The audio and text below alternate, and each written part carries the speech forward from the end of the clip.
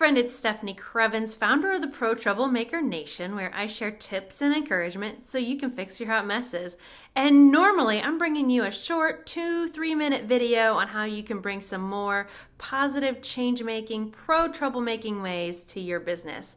But right now we're in the middle of the ultimate hot mess, COVID-19. So today I want to share with you a workshop that I just created hot off the presses with two partners on how to create workspace safety now as we transition into the workplace here in Indiana and across the country over the next several weeks and months. So we're going to talk about psychological safety as a precursor to trust and resiliency that your team needs for focus and to adapt to business needs now. And then Julie and Jason share some very practical tips on how you can keep your people safe because you're doing an adequate job of distancing and keeping the space actually sanitary and clean. So that's what's ahead for you in this hour-long workshop. I hope you enjoy it and get the most out of it. Please download the resources so that you can create your back-to-work strategies as we continue to deal with this hot mess, COVID-19. Friends, when you're done, please share this with someone who needs to hear this message so that they too can lead their people in a new way and keep them safe in the process. And I look forward to seeing you soon, my friend. Hello, my friends. This is Stefanie Krievins, founder of Troublemaker Nation. Today I have with us Julie Berry and Jason Graf. We are going to share with you some tips and best practices to help you create safety in the workplace as we talk about transitioning back into full work mode, hopefully getting the economy restarted, getting our teams back together so we can jumpstart our businesses and work with our clients again in the best way possible. And I also think thinking about pivoting our businesses in the best way possible given this new normal. I don't like those words, this new reality that we're working in, right? And so thank you for being here with us today, taking time to focus on your learning. A little housekeeping. I'm going to ask that you keep yourself on mute. I'm going to ask that you keep your video off. We'll use chat as we go through this presentation today. I have a few questions that I'd love to have you answer just to get your insights. And so we will do that. But yeah, let's use chat functionality. Make sure you stay on mute, and let's make sure that we focus on our time together and learn. All right, my friends. I see a video coming on there. If you'll turn off that video for us and keep yourself on mute. So the agenda for our hour together, we're going to do some team introductions so you know the experts that are on the call with you today. Talk about just our agreements for participating to make sure we have a really great webinar that you get the most value out of. We'll talk a little bit about how we're transitioning now, both from a people perspective and what's happening specifically in Indiana. And then we're going to talk about workspace safety. And I'm thinking about safety in a really broad way. And what I mean by that is what is hot in the professional development world is talking about psychological safety and how that creates trust in our workplaces. That trust allows your team to have more resiliency, more focus, and adapt and pivot more quickly, which as leaders, I hope that you agree that that's what our team needs now more than ever. So we'll dig into safety both from a psychological safety perspective, so that people perspective, plus the physical safety that as leaders, you're now in charge of more than ever, right? We didn't see this coming as business owners. We didn't know we had to be prepared for it. And now we're in the thick of it and we have to be prepared for it, right? Kind of the new evolution of workspace safety is about cooties and germs and viruses. So that's what we got to do. All right, friends, I'm going to check in on the chat here just real quick, make sure we're good. Thank you. I've got Lauren, my tech assistant here. Love it, Lauren. Telling everybody, let's make sure we turn off our videos, keep ourselves on mute, just so we have a really great recording to share afterwards. Friends, this is your team of experts. These are some honorable troublemakers that I have asked to join us today. And a troublemaker is someone who's optimistic, mission-focused, knows that every problem has a solution. And guys, they have some solutions for you today to talk about. A little bit about my background, what I do. So I'm a trained executive coach, and I have the privilege of working with small business, usually Gen X leaders, usually in consulting professional services, where their teams aren't growing as fast as they want. And so they bring me in and I work on leadership skills, communication, trust building, management skills, because we have so many great leaders who have been promoted because they're awesome at their job. And as we all know, leadership isn't something we're born with. It's not intuitive, and we need hard skills to learn how to be more effective leaders. I get to do that with my small business leaders and their teams. They're oftentimes their senior leadership teams. So friends, with that, I also want to introduce you to the two other experts that we have online here. Let's start with Jason Graf. He's with Zoe Facility Services. Jason, I'm gonna allow the unmute, and then I'm gonna invite you to come on. Oh, you know what? There it is. You can unmute yourself if you want to come online and introduce yourself and more about your work. You can't unmute yourself? Well, hold on real quick. Now you can. Try that. There we go. There we go. Well, thanks for having me. I'm Jason Graf. I'm with Zoe Facility Services. And for me, who I am, I'm a coffee addict. I'm a husband, a father, and I've basically devoted my entire career to helping people. And honestly, it's to wholeheartedly so that people can go after their highest potential. I've got a background in financial counseling and pastoral leadership, which has given me the strengths that I use today within Zoe.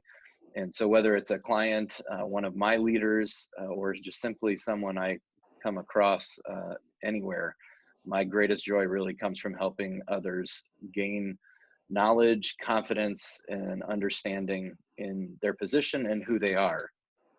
Zoe Facility Services, we know that dirty facilities are a waste of your time and money, and we believe that you deserve an experience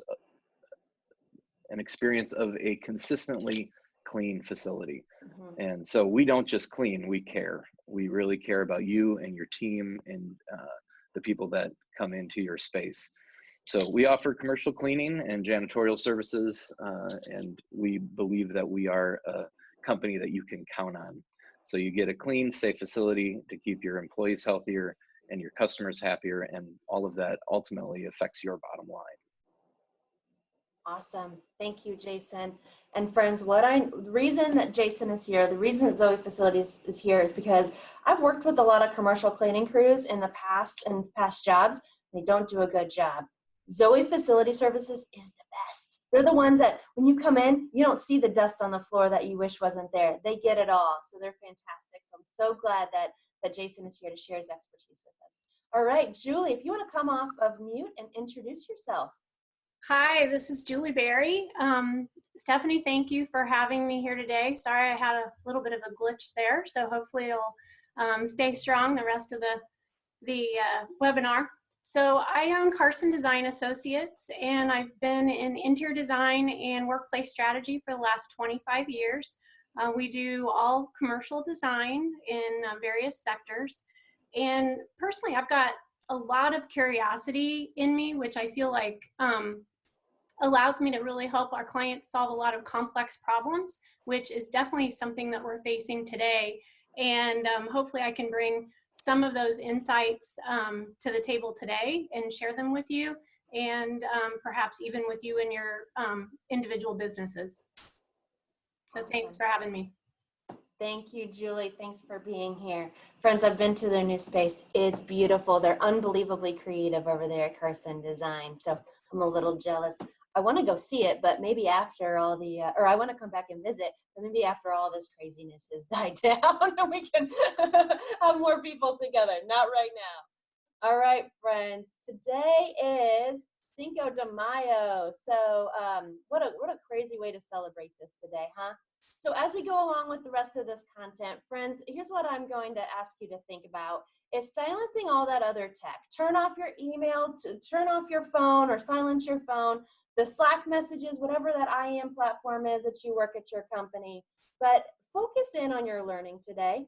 Focus in on what you need to accomplish moving forward from learning this information. The way to get the most out of it is by focusing. It's the best F word that there is, but that's the secret to taking what you're learning, consuming what you're learning here, and transforming it into something you can use for your business. We'll use chat functionality for some discussion questions as we go along, so get familiar with your Zoom dialog box there, because I do want to encourage your participation. Hold your questions till the end. At 11 o'clock, we will answer those. So based on if it's directed at me, Julie, or Jason, we can answer those specific questions for you at the end. But please hold those for the end, and we will curate those. Please also know this is being recorded. You will receive a recording as well as tools from each of our companies to support your ongoing workspace transition as we move past today, Tuesday, May 5th. And then, excuse me, if you have some kind of tech issue, you can chat with Lauren privately, or just email hello@stephaniekrievins.com. We can see if we can get that resolved for you. If not, we might have to keep moving on. You'll get the recording that's transcribed and the tools. I hope that will serve you. Friends, here's my assumption about why you're here today. You are a leader who's responsible for the safety and the change necessary for your team to move through this COVID-19 situation, right? This is complex. As small business leaders, we didn't really see this coming, right? Like we've heard from large world public health organizations that this is a possibility, but raise your hand if as a small business leader, you're like, oh, in 2020, I should plan for a global pandemic. Said no one ever, right? This is a big surprise, and this has created a lot of stress, and it's also created a really great opportunity for us to gain focus in our business, focus with our people, and help them create resiliency, emotional resiliency, to be even more prepared for when something like this happens. Because unfortunately, friends, something like this is going to happen again. I hope to God it's not a global pandemic, but disasters like this happen every day around the globe and in our economy. And so, friends, as a leader, I invite you to think about what can you take with you today and begin implementing this afternoon. Before we dig into the content, I want to hear from you. What's the most surprising thing you've learned as a leader during this disaster? And I call this a disaster, right? Global pandemic, economic, health disaster. It's like a slow moving hurricane that's slowly making its way across the United States and just wreaking havoc every step. But as Maya Angelou says, every storm runs out of rain, and this too shall pass, and we can come back with more resiliency and strength. So in that chat functionality, I want to hear from you. What's been the most surprising thing to learn during this disaster?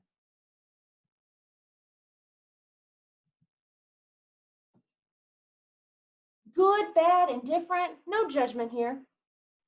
And I'll just read out your responses. You can stay anonymous. I don't need to read your name with it. Love it. How successful we've been with adapting to remote working. Awesome.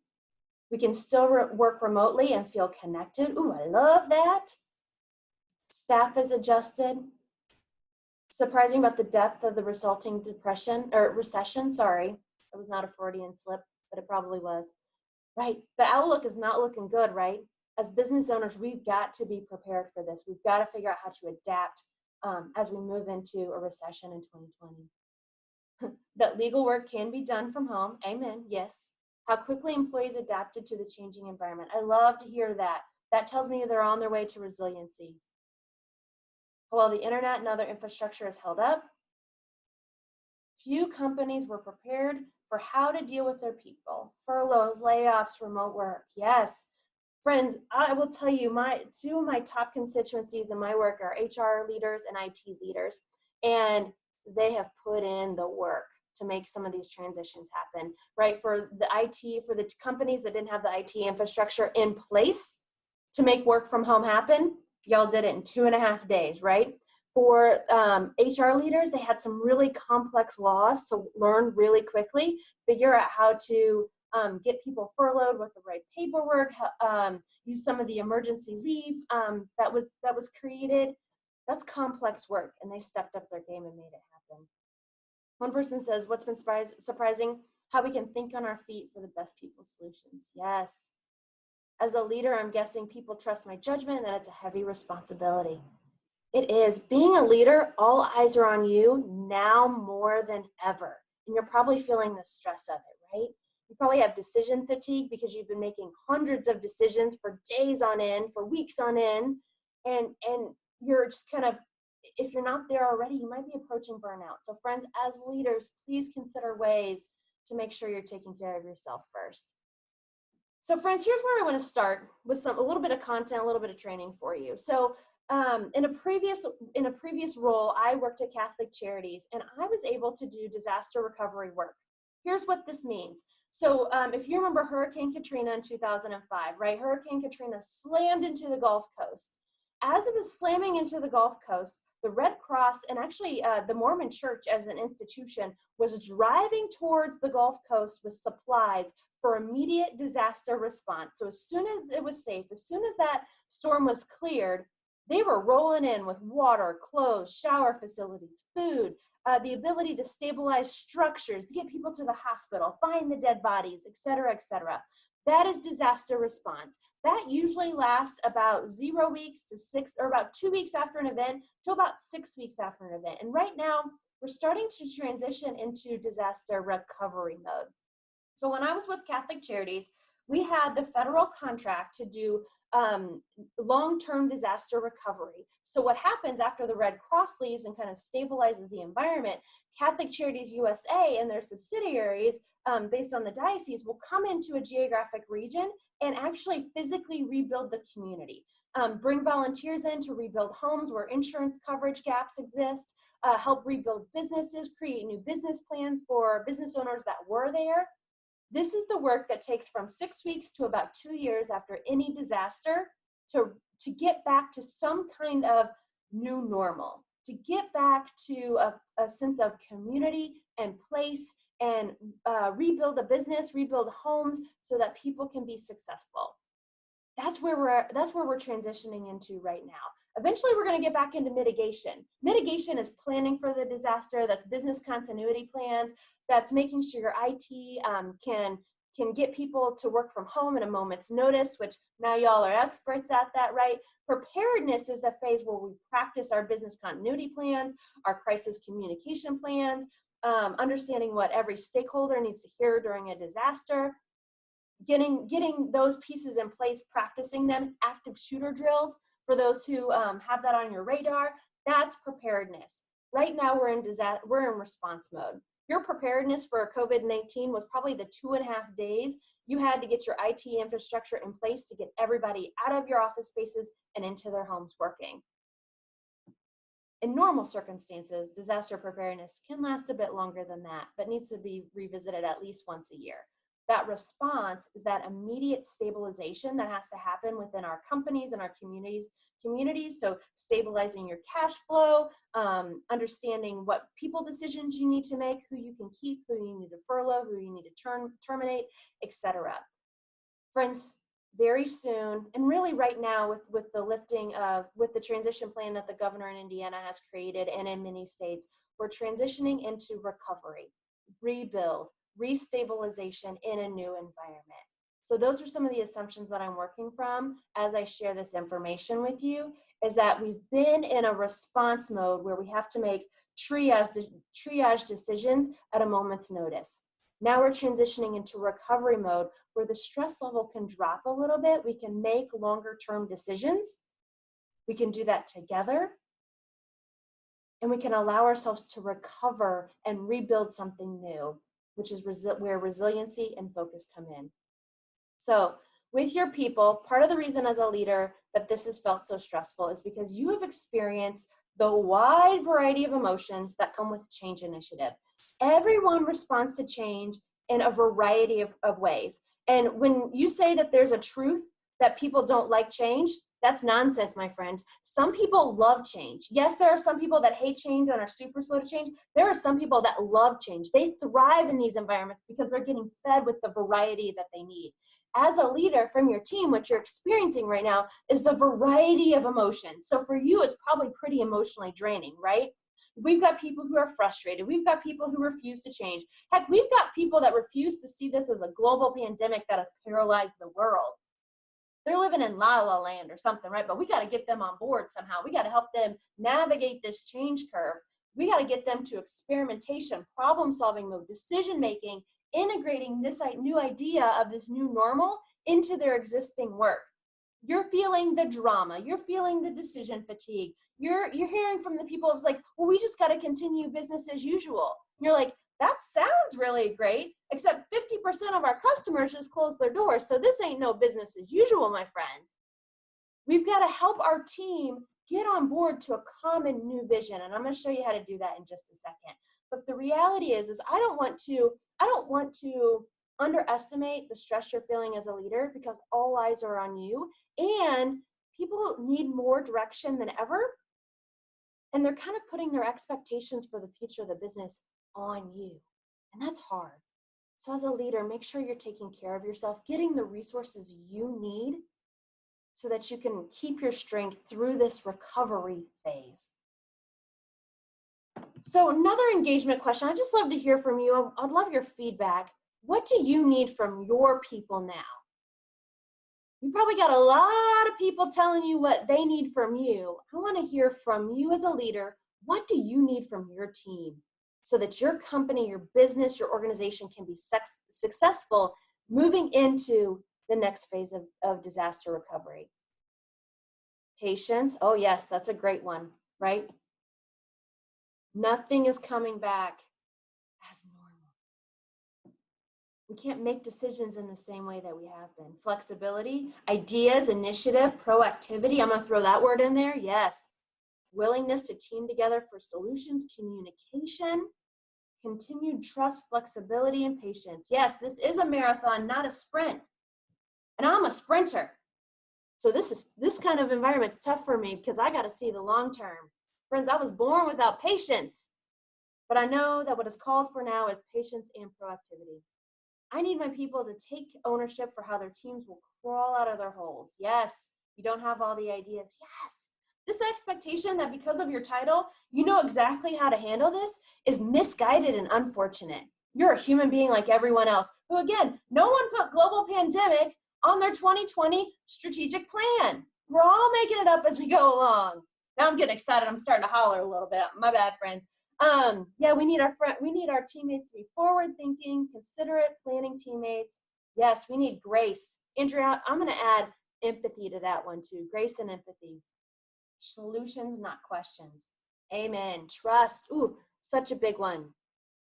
Yes, we need folks to engage in self-care so they can come to work refreshed, right? We know we have employees that are bearing the burden of a lot of roles all at once. We need them to take care of themselves, not take their stress out on their teammates or you as a leader.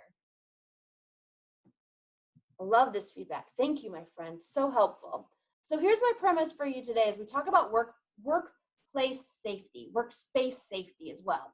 And the linkages I want to make for you today is that increased communication from you as their leader, which you will then ask from your team, helps contribute to workspace and physical safety that is needed during a global pandemic when we have this silent enemy that is lurking everywhere but nowhere. And Julie and Jason are going to share with us how we can mitigate those effects and keep our people safe as possible. And then I'm going to talk about tools for adaptability and focus, because that's what's needed right now, is that flexibility, that adaptability to read the tea leaves of the time and make new business decisions. And then that combines with resiliency. So friends, in my work, what I hear from a lot of folks is, well, they just need to buck up. They just need to get through this. They need to get over it, right? That's something a baby boomer would say, by the way. And Gen Xers, we have a little bit of that.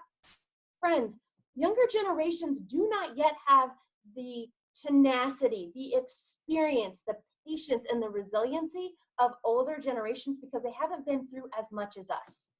So this is a great opportunity to teach them resiliency versus the hand-wringing of, oh my God, I'm so stressed and I don't know what to do and I can't make a decision. That's unacceptable. But they need our help being role models for resiliency. And I want to share with you how I think you as a leader can do that more effectively. So here's what your team needs from you now more than ever. More communication, new communication. And as leaders, you're like, Stefanie, I've already said that 7 times. I'm like, cool, you got to say it 7 more times for people to really hear and process what you're saying. I wish I could make that better for you. This is how corporate communication works. This is how business communication works. So here's what they need from you, my friends: a positive, compelling future, right? Where are we headed? Where do we think we're headed, right? We're headed down the yellow brick road to the Wizard of Oz. Friends, this is where we're going. It's shiny, it's glittery, it's going to be awesome. It's going to be tough along the way. And today, here's what we're struggling with as a company. Here's what's happened to our customers since you've been gone. Here's what's happened to your fellow colleagues since you've been out or they've been out. And here's how everyone can participate. Here's why we need every single role engaged and on board with what is needed now and moving forward. So of course, every company has a different perspective on transparency. Now is the time to be as transparent as possible. Really stretch your limits as a leader there to be transparent, because your people need as much context and information as possible so they can make the best decisions that they can with the information that they have. Don't sugarcoat stuff, right? Now is not the time for the Pollyanna, everything's going to be okay. For those of us with resilience, we know that is true. Everything will work out. The universe has a plan. Things will come back together. I believe that wholeheartedly. But saying that is completely useless right now. Completely useless. Sorry to be so blunt with you. I got real fired up about that. So, as a leader, you need to create urgency for your people to change. What's the positive vision that we're moving towards? And friends, they have two options. And this is from my friend Cy Wakeman. If you don't follow her on LinkedIn, she talks about no ego, the no drama workplace. She's a genius. She says employees need two options. And I think this is as important now more than ever. They either need to joyfully get on board, or at least figure out how to get on board and then joyfully get on board, or they need to gracefully transition to a role, an organization, another place that better serves them and where they can shine. We do not give our employees a third option of staying and holding back the company. Too many leaders are doing that nowadays. Friends, the option is to joyfully get on board. Well, step one, get on board. Step two, joyfully get on board, or gracefully transition to your right place now. It's okay if they're not the team member to take the company to the future, but the reality is they've got to get on board. They have to engage themselves. What they need from you is consistent, frequent communication right now, my friends. I don't mean constant communication. I don't mean on-demand communication. I mean every Monday at 9 a.m. you've got an email going out. Every Friday at 4 p.m. you've got that email going out. This builds trust because of your consistent behaviors. You're being transparent. You're sharing the context for your decision-making. You're telling them the updated behaviors that they need to demonstrate now in this updated, revised, adapted culture that we have going on, both from a work-at-home perspective as well as when we transition back into the workspace. Julie's going to share some great tips with how we need to interact in the workspace. If folks are not honoring those boundaries, you got to have a conversation with them. They need new tools too. Before I get to that next slide, because I jumped the gun on my last bullet point here, they need education and understanding what are the current priorities in the business right now. What are we still able to focus on from the strategic plan? What do we need to drop? Friends, these are the tools you need to share with them now as leaders to help them be more ready for the change and adaptability that's going to be asked of them. They need access to those employee EAP services. The A is escaping me right now, my bad, friends. But those EAP services where maybe it's on-demand therapy, it's the ability to talk to somebody about their stress level. They need professional development because they need new tools now more than ever. They need to explore their leadership style. They need to learn how to communicate more effectively. They need to know how to better manage their time. Here's a tool I'm sharing with all of my clients right now that I think is crucial to every successful business coming out of this. And this is the 90-day sprint tool. If you're not familiar with it, I'd love to talk to you about it, but this is a way to help you stay focused on your goals, but sprint through 90 days at a time. Because we can no longer take for granted that we can control, thank you, Chris, Employee Assistance Program. My brain totally went break. That's what EAP stands for. But the reality is we can no longer assume that we can plan a year out right now, but we can assume that we can take control, make confident decisions for the next 90 days within our business. Sometimes we need to sprint at 2 weeks. Sometimes we need to sprint at 90 days. Probably both of those tools are equally valid right now. Friends, as we move in from response mode to recovery mode, the stress level needs to go back down. We need to remember that we are not ER doctors in a hot mess of an ER room. We can slow down and make longer term decisions. our team members are going to need new time management skills to rethink their priorities, to better understand what's urgent and important. They're going to need more hands-on management and leadership. You're probably experiencing this right now. You probably have more team members that need more direction. What I hear from my clients is they don't feel exactly comfortable doing that because they're afraid of being micromanaging. They're afraid of taking too much control. They want to make sure that their employees feel engaged, like they can make decisions. But during stressful times like this, individuals, because this is just how the human brain works, we're more likely to get stuck. Sometimes we need a bit more direction in times like this just to get out of that stuck place, to get out of paralysis analysis, to get out of wringing our hands from stress. And so as leaders, just be conscious of the push and the pull of your people probably need a bit more direction from you, especially to look towards that positive, compelling vision you're asking them to embrace, but they're going to need more direction to keep moving.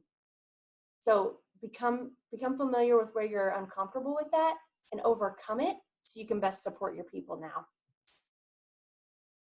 Here's, I think, the top way to help your people build resiliency. Make sure they know they have permission to make confident decisions in the face of uncertainty and the permission to screw up. One thing I know for sure about human beings is that no one has it all figured out. No one really knows what they're doing. Make sure that they understand that they have permission, they have the ability to confidently move forward using that 90-day sprint tool, using the current priorities of the strategic plan that you're keeping, even in the face of uncertainty. Because no one has all the answers right now. No one knows exactly what to do, but you can still move forward in the direction of your vision. Friends, as leaders, we need more empathy. We need to give our folks more grace for everything that we're all dealing with collectively. And empathy is different than sympathy. Sympathy is this, oh yeah, that sucks for you. Empathy is, that really sucks for you and I feel it too for you. I'm heartbroken for your heartbreak. That's empathy. When you can feel that for your people, with your people, that's when you can build trust, which then builds resiliency. So before I transition it to these two other awesome guests that I have for you today, here's my invitation for you.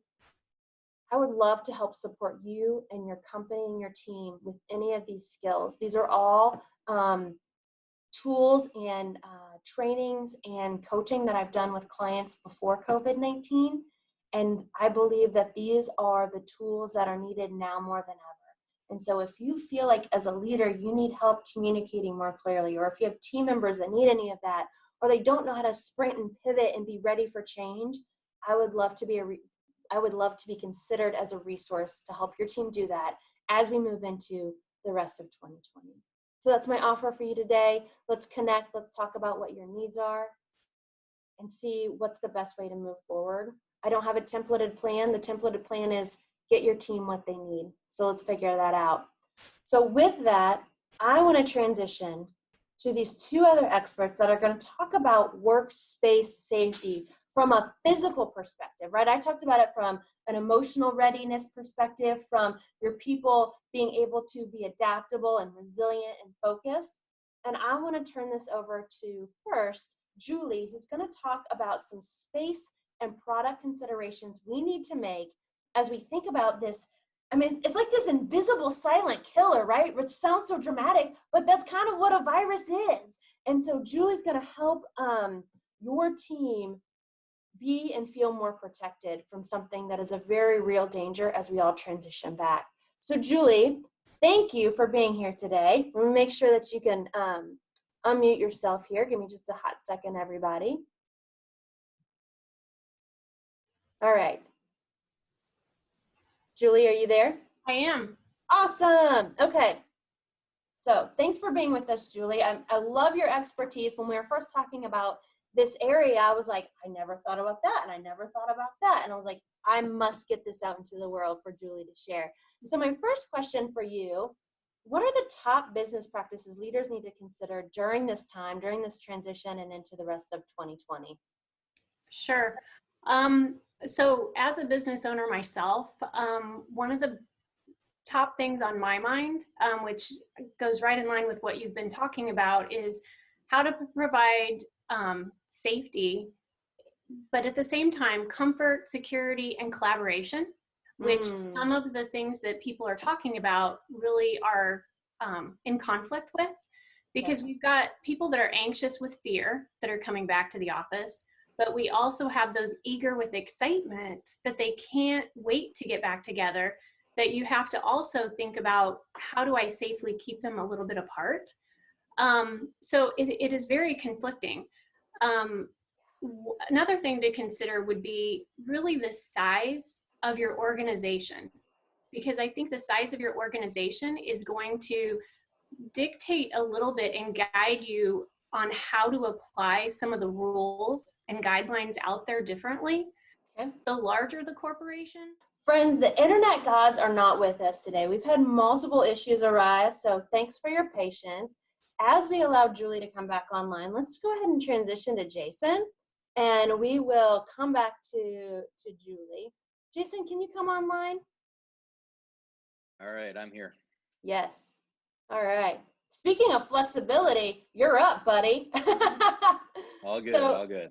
Yes. So Jason Graf is with Zoe Facility Services. He's going to talk to us about cleanliness standards and practices, which I know is top of mind for everyone. We'll come back to Julie when we talk about space considerations. But Jason, I consider you guys the expert. Whatever you say, I'm going to do. What's some of the misinformation that you're hearing about commercial cleaning right now?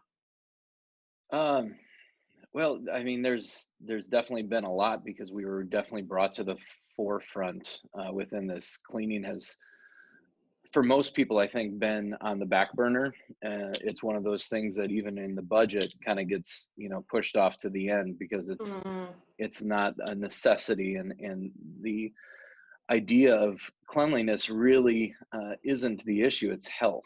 And that's where we really got brought to the forefront with this pandemic, because the health of your occupants really is based on the cleanliness of your facility. Yes. So one of the things I heard early on was that cleaning actually in this pandemic would spread the virus more. Oh boy. And honestly, that is the farthest from the truth, unless you have a poor janitorial company who's not using proper techniques and strategies and solutions. So yes. If you've got an unapproved by the CDC, for this pandemic, then yes, you actually could be spreading it more than actually killing the virus. That was one I heard early on. But I think the one that is most troubling are those, a lot of companies, whether they're janitorial companies or other companies in general, who saw the potential for a business strategy in this to do disinfection. And we saw a lot of companies who came on board with fogging and electrostatic and that kind of stuff, which is good. But that's the easy part of it, is the spraying, but the cleanliness side of it is actually the most important. The actual wipe down and having clean surfaces and removing of the soil and debris is where the cleanliness really is. So unfortunately, there was a lot of people who paid a lot of money for things that weren't as effective during this pandemic, and that was unfortunate. Yeah, that makes sense. And when you say cleanliness, you mean the frequency, this needs to be done probably more than once a day. And before we were probably thinking, oh, if we get the commercial crew in here 3 times a week, that's good enough, but that doesn't work anymore. Yeah, during this this season for sure, we definitely saw an uptick. We had people calling us for one-time cleans, which is good. But honestly, if somebody had contact with somebody or had a positive case of coronavirus or COVID-19, and we came in and cleaned it, that would kill the virus. Our processes do kill it. But then if somebody came in the next day, you're reinfected in your space. And so the routine for sure during this is necessary. And even moving forward, our hope is that people really get a different perspective on clean facilities. Moving back into the workspace, I think a good one-time clean to get the space ready, to get it disinfected, is better than nothing. But yeah, ultimately, getting some routine cleaning, depending on your occupancy of people, it can vary between 5 nights a week to 3 nights a week. Some folks only like weekly, but I think more than anything, that's a budget Yeah. issue. Yeah, that makes sense. And I just think about the number of asymptomatic carriers that this particular virus is causing, and how important that must be for everyone's safety every day.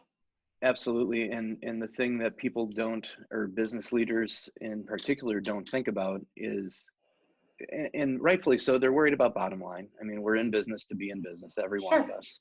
sure. But what they don't realize is that not having a clean space, and therefore a healthy space, actually is costing them more in the long run. There's been multiple studies over the years done where not having a clean facility is actually costing business owners over $1,000 a year per employee, just Wow. because of sick leave, and unproductive time in the office, or transferring viruses to other people and then them being sick.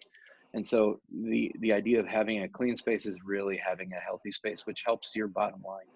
Yeah, that makes good sense. So with that, what do you think are the top 3 things leaders must ask of their cleaning crews right now?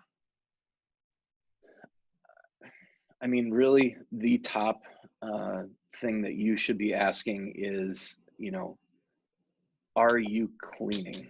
Yeah. Disinfection is good, and that would be my second thing. But Okay. ultimately, it comes down to the cleanliness of the space. It's wiping the horizontal surfaces. It is getting up dust, soil. It is getting up handprints and oil, because it's those materials where the viruses and bacteria actually can live and dwell and grow.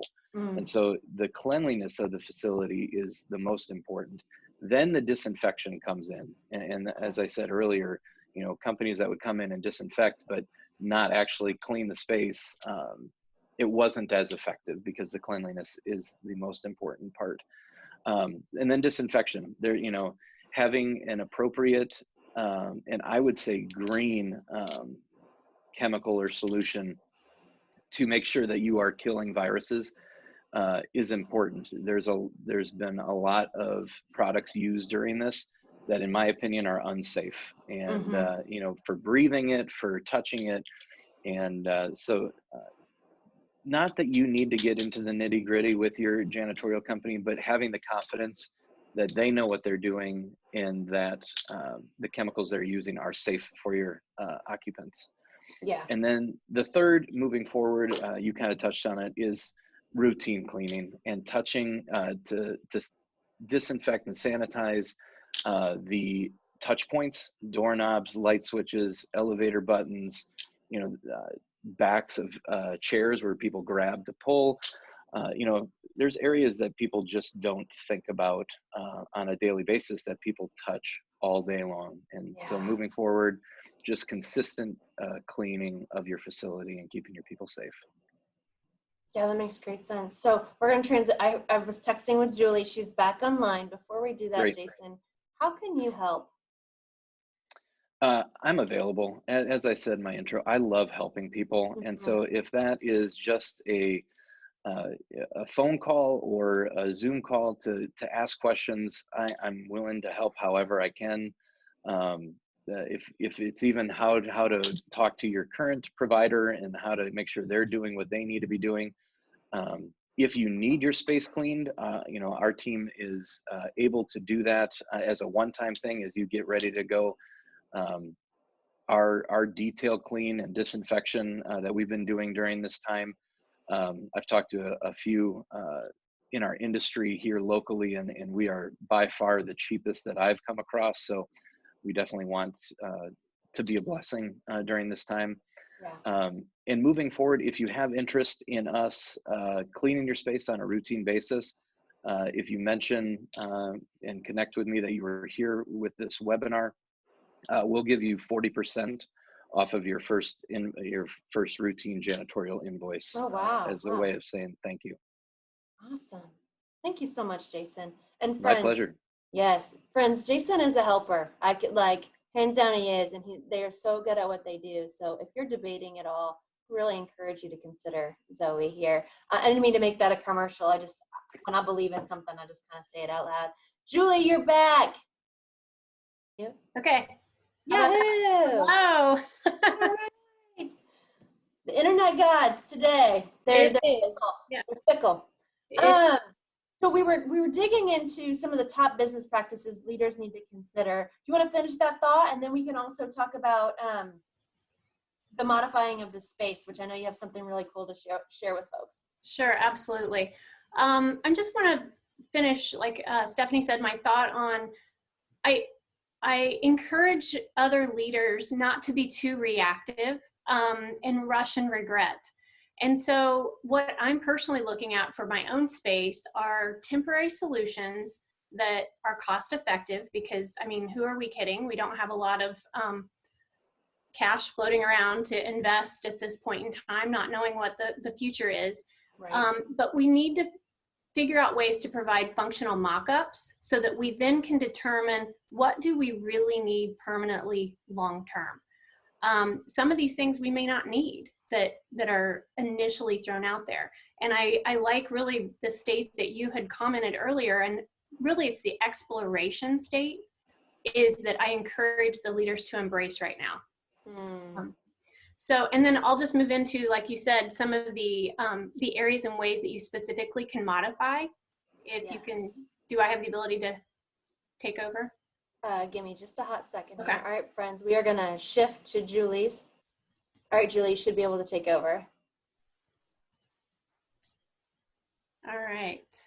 So what I have are a few slides just to share. This is our own office that I'm using for an illustration. And to emphasize Jason's conversation in regards to cleanliness, the first and foremost is thinking about the hygiene. Like if you can do one thing within your office, it's hygiene. And so we are going to be using masks as we walk around the space. As you sit, you won't need to wear one, but as you walk around.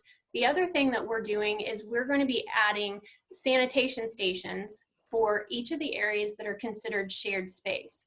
So where all of these like water droplets are, we will have some type of spray bottle or wipes that allow our users or my employees to wipe down the area before and after use. And so that will maintain cleanliness throughout the workday. The next level is really your distancing. And so you hear a lot about, you know, the 6 foot. And so this plan illustrates the 6 foot radius around a person as they're sitting. Now, one thing to consider is that as you sit within this circle, you don't always stay in that circle. So you might move, and so you need to have some buffer between those 6 foot radiuses. In this scenario, we've also then reduced the amount of people that can be in each of the shared rooms. So like in a large conference room that normally you might have 10 or 12 people, you now are only going to have 4 people that are going to be in that area if you choose to use those meeting rooms. The other thing is if you alternate workstations, this is assuming like a 10-person capacity in what normally you could have 21 people over in the open office area. This is if you do not have screens or panels high enough to protect your individuals. And so you want to have screens 21 inches high above the work surface or 50 inches from the floor. And that'll give you the privacy or the barrier that you need between people. Also keep in mind if you have sit-stand desks and you have someone that is raising their desk, you may need to make it a protocol that you're not going to use the sit-stand functionality for a certain time period. The red X's then start to identify items of furniture that we are identifying as should not be in use. You can mark these somehow internally, tape them off, move them out of the way, maybe stage them in a conference room that is not going to be in use for a while so that you're minimizing those areas people can congregate. But you do want to give some type of nudge or visual sign to indicate that they really shouldn't be utilizing those spaces. One of the things too, I didn't touch on necessarily when we were on the slide with the sanitation, we're adjusting our protocols in the break room as well as in the like our resource areas, so that you only have one person in the break room at a time. We're not using our refrigerator. We're going to be going old school, bring a cooler, bring an ice pack, kind of sit at your desk, eat at your desk, so that we're not congregating and inviting those buffet food lines that sit out there. We're not having our visitors with our reps bringing in food for a while. And again, these are just temporary things that as we get to return to normal, we will be able to bring gradually some of these on. I'll be rolling out things probably at a 2-week to 30-day time frame, so we don't commit too long. And I'm also not going to be afraid to be flexible and change as we see things happening. So it's okay to learn from something that you're doing and change midstream. Yes. Next would be an alternate option for your seating. So if you do find that you need to have more of your employees coming back than maybe a partial staff, just based on they're not being able to be as functional at work from home, if you put screens between each of your workstations, then you can bump back up your capacity in those areas to what your standard capacity would be. So again, what's right for your situation? Are people functional at home? Can you go to a rotation of people in the office to pull back on some of your density every day? So for us, if we go to a 3-day on, 2-day at home, we can actually bring down our density in the office down to 12 or 13 people instead of 20 people in the office, but still have a blended mix day by day of who's going to be in there and who can work together. We will still be doing meetings, larger meetings by Zoom or GoToMeeting versus in the conference rooms though.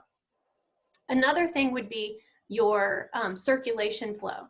This is following kind of healthcare and what they do in hospitals. And so in ours, we were looking at a counterclockwise circulation pattern around the office.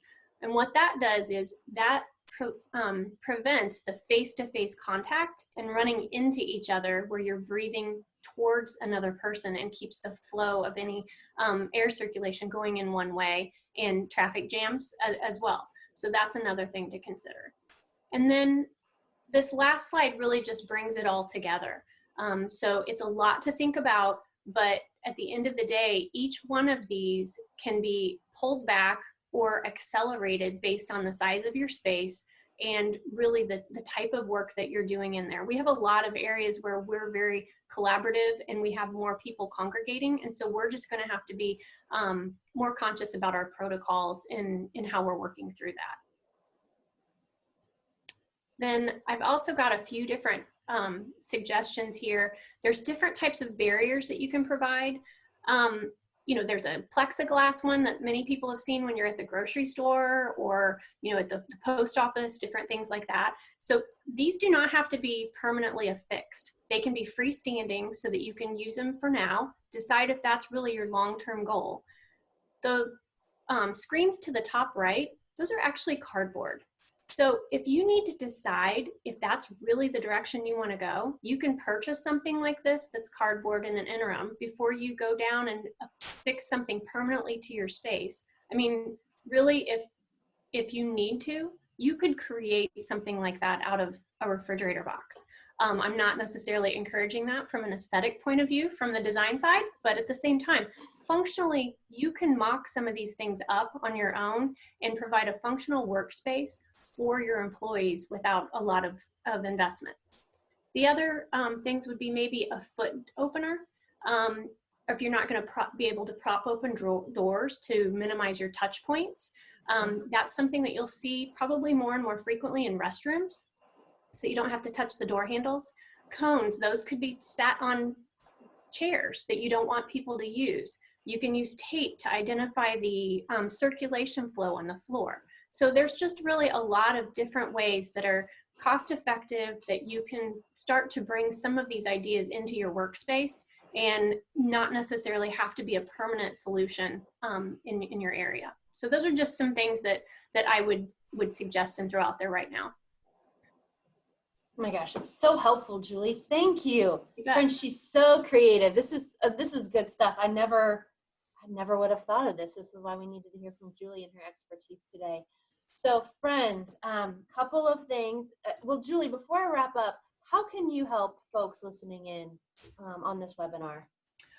So really, I would just invite anyone to follow CDA on social media. We're on Instagram, Facebook, and LinkedIn. We're going to be continuing to post different products that we run across that we find useful or helpful, ideas out there. And then also, I would invite anyone to reach out if they want to chat or if they want to brainstorm about how do they implement some of these things in their own space, permanently, temporarily. I'm also open to do a walkthrough assessment for people just to give them some suggestions and ideas. So that would be, again, give me a call and I'm happy to have a conversation with you about it. Awesome. Thank you so much. Mm-hmm. Yeah, so friends, after this, you will receive information. You'll receive the recording. You'll receive tools from each of us here today so that you can take what you've learned and customize it and make it your own. So as we wrap up the recorded piece of this, we're gonna, I wanna ask you one last question. I'll pause the recording and then we can answer your direct questions for the next 15 minutes or so, or until folks feel the need to wrap up. But I would love to hear from you in the chat. What's your most useful takeaway? And as you think about that, I'm just gonna summarize what we've talked about today, right? So I talked about change readiness, resiliency, how you as a leader need to help your team engage themselves, how you need to make sure you're communicating more effectively, more often, especially that positive, compelling future. You're communicating what's happening today so that your entire team can work together effectively to move from what is to what could be. Jason talked about the need for not just disinfection, which is what we typically think of with cleaning, but the need for actually cleaning and wiping down things. And that abrasion of like putting a rag to a surface is actually a large part of what kills viruses. And so that plus the disinfection process and making sure that your crew is actually cleaning your facility. And Julie's talked about some really practical ways to adapt your space for the short term and maybe the midterm, right? And being flexible and thinking about the balance between temporary and permanent fixtures in your facility, but not being so rash, using a bit more long-term thinking there. So as I hear from folks, really appreciate the ideas from Julie. Yes, the workflow concept, right? Same lessons that apply in the grocery store need to apply to our workspaces as we transition back.